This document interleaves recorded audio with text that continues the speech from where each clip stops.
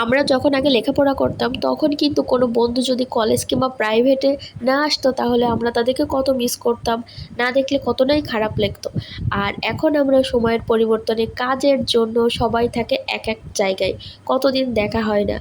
আর আজকে আমি শেয়ার করব এমন একটা ব্লগ যেখানে আমরা বন্ধুরা অনেক দিন পর আমাদের দেখা হয়েছে। তো হ্যালো এভরিওয়ান, কি অবস্থা সবার? আশা করছি সবাই ভালো আছেন, সুস্থ আছেন।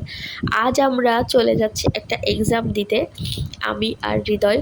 আর আমাদের অন্যান্য বন্ধুরা যারা আছে তারা ঢাকাতে থাকে, আমরা আপাতত ঝিনাইদহতেই আছি। তো ওরা ঢাকা থেকে যশোর চলে আসবে। এই এক্সামটা আমাদের একটা জবের এক্সাম। এটা অনেক বছর আগে আমরা অ্যাপ্লাই করে রাখছিলাম। ওটা আজকে হচ্ছে কোনো প্রিপারেশন ছাড়াই আমরা এক্সামটা দিব। মূলত আমাদের সবার সাথে দেখা হবে, এটাই মজা।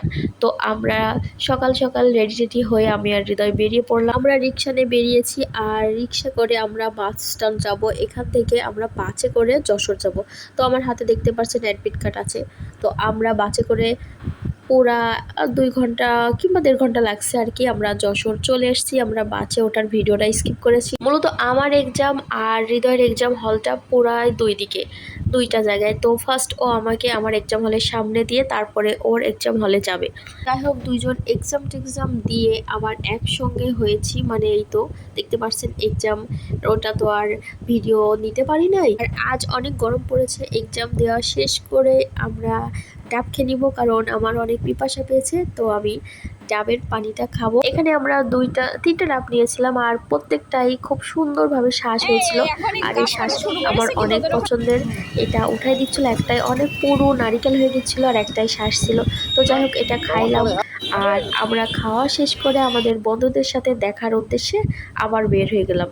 আর এখানে যে ছোট ভাইটা দেখছেন, ওটা হচ্ছে আমাদের খালার ছেলে। তো লাস্ট বন্ধুদের সাথে দেখা, দেখতে পারছেন তারা কিন্তু এক কোলাকুলি করেছে। আর আমাদের হাতে কিন্তু যেই ডাবটা ছিল বা নারকেল, সেটা নিয়ে আমরা চলে গেছি। তো সবাই মিলে একসাথে দেখা হলো, খুব খুব ভালো লাগছে। কত দিনের জমানো গল্প, মাশাল্লাহ। দেখতে পাচ্ছেন গল্প শুরু হয়ে গিয়েছে তাদের। আর কত কিছু আমাকে বলতেছিল, আমি ভিডিও নিচ্ছিলাম তাই বলতেছিল যে এটা না ওইটা ওটা। তো জানেনই তো, বন্ধু একসঙ্গে হলে কত কিছু হয়ে থাকে। দেখতে পাচ্ছেন যে ডাবটা এখনো খাচ্ছে, মানে নারিকেলটা এখনো খাওয়া হচ্ছে। কত গল্প, সব মনে হচ্ছে সেই স্কুল বা কলেজ জীবনে চলে। তো আমরা অনেকক্ষণ দাঁড়িয়ে গল্প করছিলাম। তো আমি বললাম চলো একটু অন্য জায়গায় গিয়ে আমরা বসে তারপর গল্প করি। তো আমরা চলে গেছিলাম যশোর যে কোর্টের ভিতরে জায়গা আছে ওখানে।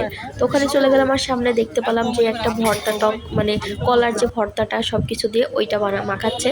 আমি বললাম যে আমাকে খাওয়াও। তো ওরা কলা ভর্তাটা রেডি করছিল, আর ওটাই খাইলাম। আর দেখতে পাচ্ছেন সবাই লাইন ধরে বসে গল্প শুরু করেছে।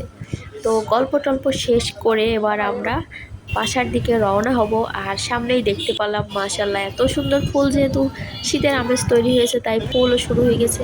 অ্যাট লাস্ট আমরা সবাই সবার জায়গায় চলে যাব। তো আমাদের বাস চলে আসছে, আমরা বাসে উঠে ঝিনাইদহ চলে আসবো। আর অন্য বন্ধুরা ওরা ঢাকাতে আবার ব্যাক করবে।